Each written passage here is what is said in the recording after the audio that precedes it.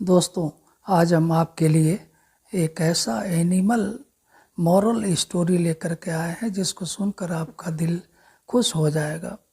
तो चलिए शुरू करते हैं। कहानी का शीर्षक है मेढक और बैल की कहानी। मेढक अपने 3 बच्चों के साथ जंगल में नदी के किनारे रहता था। उन चारों की दुनिया जंगल और नदी के तक ही सीमित थी। बाहरी दुनिया से उनका कोई वास्ता नहीं था। खाते पीते बड़े आराम और मज़े से उनका जीवन कट रहा था। मेढक हिष्ट-पुष्ट था और उसके बच्चों के लिए वह दुनिया का सबसे विशालकाय जीव था। वह रोज़ उन्हें अपनी बहादुरी के किस्से सुनाता और उनकी प्रशंसा पाकर फूला नहीं समाता था। एक दिन मेढक के तीनों बच्चे घूमते घूमते जंगल के पास स्थित एक गांव में पहुंच गए। वहां उनकी दृष्टि एक खेत में चरते हुए बैल पर पड़ी। इतना विशालकाय जीव उन्होंने पहले कभी नहीं देखा था। वे कुछ डरे, किंतु उनकी विशाल काया को देखते रह गए। तभी बैल ने हुंकार भरी और मेढक के तीनों बच्चे डर के मारे उल्टे पांव भागते हुए अपने घर आ गए। बच्चों को डरा हुआ देखकर जब मेढक ने कारण पूछा तो उन्होंने विस्तार पूर्वक बैल के बारे में बता दिया। इतना बड़ा जीव हमने आज से पहले कभी नहीं देखा।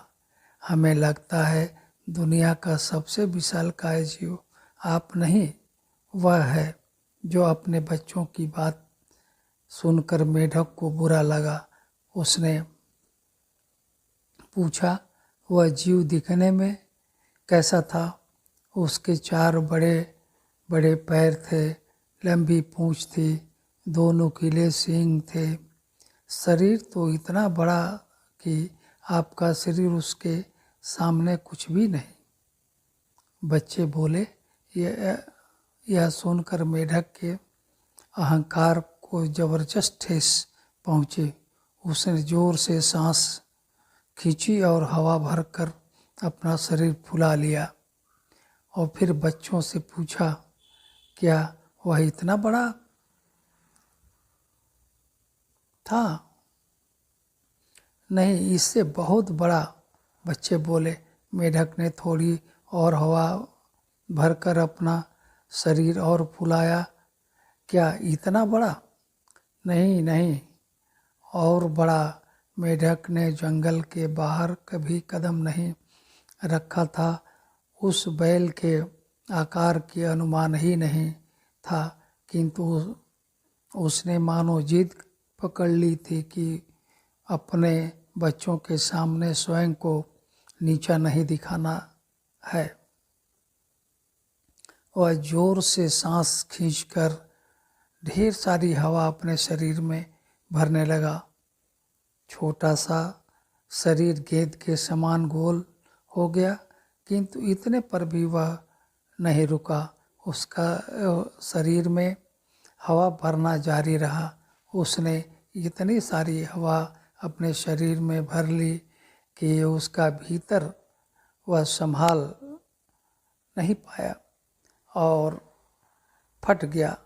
अपने अहंकार में मेढक के प्राण पखेरु उड़ गए। दोस्तों, यह कहानी हमें सीख देती है कि हमें अपने पर घमंड नहीं करना चाहिए। घमंड हमेशा नाश करता है। दोस्तों, यह कहानी आपको कैसी लगी हमें कमेंट करके अवश्य बताइएगा और लाइक सब्सक्राइब जरूर कर दीजिएगा।